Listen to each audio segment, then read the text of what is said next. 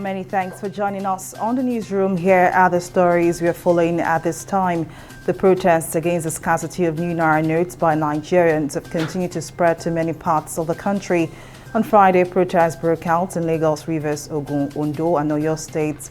In Lagos, residents were stranded as protests broke out around the Ojota area of the state before spreading to Maryland, Ketu, Mile 12 and to parts of Ikorodu. Also, the Benin-Ore-Lagos highway in Odigbo local government area was blocked over the scarcity of new Naira notes. The protesters were angry that no bank in Ondo State has been paying out money since Wednesday. The Allied People's Movement has collapsed its entire structures in support of the presidential candidates of the People's Democratic Party (PDP), Atiku Abubakar, and his running mate Ifeanyi Okowa. The national chairman of APM, Yusuf Dantale, disclosed this at a press conference on Thursday night in Abuja.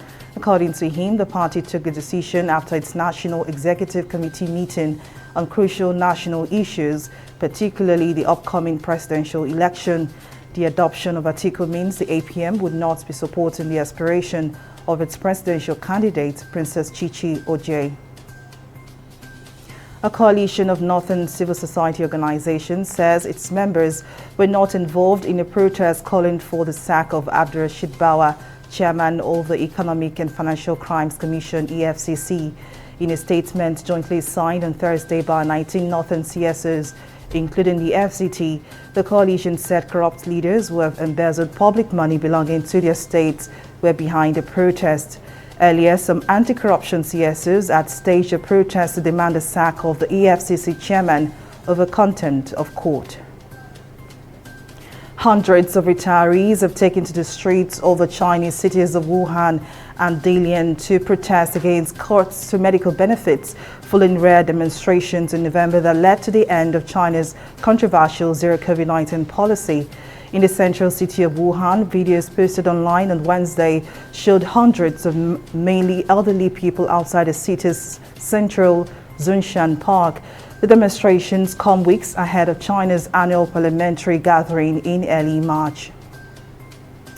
In business, the Nigerian National Petroleum Company Limited has revealed that the amount spent on subsidy on premium motor spirit, popularly called petrol, had crossed 400 billion naira monthly. NNPCL's Group Chief Executive Officer Mele Kyari disclosed this at the headquarters of the oil firm at the ongoing final cutover to NNPC Limited from being a corporation.